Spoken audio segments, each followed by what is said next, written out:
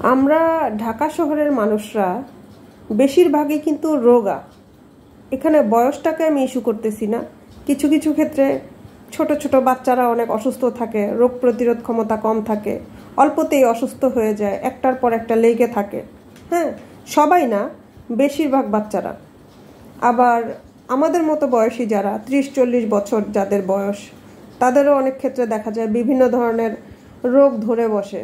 হ্যাঁ, তো এই ক্ষেত্রে আমার একটা কথা বলার আছে, যারা বিনোদনের জন্য বিভিন্ন রান্নার চ্যানেল দেখেন তাদের জন্য ঠিক আছে, কিন্তু যাদের গায়ে শরীরে বিভিন্ন ধরনের রোগ আছে বা রোগ প্রতিরোধ ক্ষমতা কম আছে, বা যাদের ফ্যামিলিতে কিছু কিছু ক্ষেত্রে দেখা যায় যে বেশিরভাগ সময়ই রোগ ব্যাধি লেগে থাকে একটার পর একটা, এটা যে কোনো রোগই হোক, ছোট রোগ হোক বা বড় রোগ হোক, তো সে সমস্ত মানুষের আসলে চ্যানেলের রান্নার চ্যানেলের যে সমস্ত মশলা জাতীয় ডোবা তেল বা ভাজা পোড়া যে সমস্ত খাবার আছে, এসব খাবার আসলে অ্যাভয়েড করা উচিত।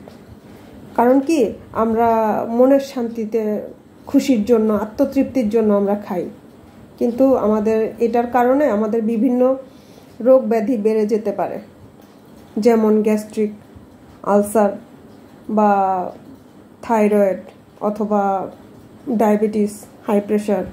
এই সমস্ত রোগ আমাদের এই উল্টাপাল্টা খাবারের কারণে বা সঠিক সময়ে ব্যায়াম না করার কারণে বা ভিটামিন ডি পর্যাপ্ত পরিমাণে না নেওয়ার কারণে আমাদের কিন্তু রোগ ব্যাধি বাড়তে পারে, বেড়ে যেতে পারে।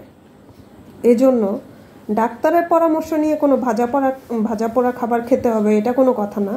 কথা হলো, আমরা যদি কোনো একটা অনুষ্ঠান, নাটক বা গান আমাদের দেখতে যেমন ভাল লাগে, সেরকম রান্নার বিভিন্ন ভিডিও, এগুলো আমাদের ভালো লাগে বলে আমাদের দেখা উচিত, কিন্তু আসলে ফুল কপি করা উচিত না।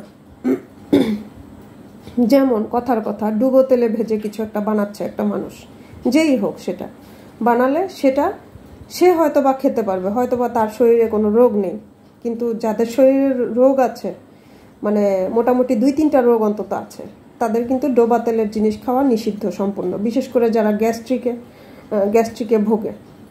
আবার খুব মশলা জাতীয় খাবার বা খুব ঝাল দেওয়া অথবা বিভিন্ন সস টস দেওয়া, এ সমস্ত বাংলাদেশি বা বিদেশি খাবার অনেকের জন্যই কিন্তু এসব খাবার নিষেধ।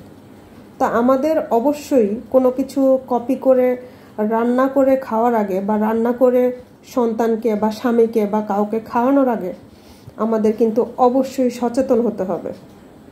আমরা যদি সব সময় যা তা খেতে থাকি বা মানে নিজের রোগ ব্যাধিকে অ্যাভয়েড করে যা ইচ্ছা তা খেতে থাকি বা খাওয়াতে থাকি, তাহলে ছোট ছোট রোগ অনেক সময় বড় বড় রোগে পরিণত হয়।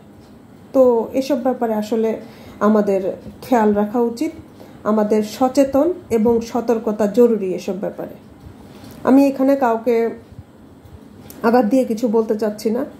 আমি আমার এই ভিডিওটা যদি, আমার এই রিলটা যদি কোনো কুকিং চ্যানেলের ওনাররা, আপুরা বা ভাইয়ারা দেখে থাকেন, তাহলে আমার পক্ষ থেকে আমি আপনাদেরকে অনুরোধ করব, আপনারা অল্প মশলার বা অল্প ঝাল বা অল্প তেলের বা সঠিক তেলের খাবারগুলো আপনারা রান্না করে আপনারা ভাইরাল করবেন, যাতে মানুষ উপকৃত হয়।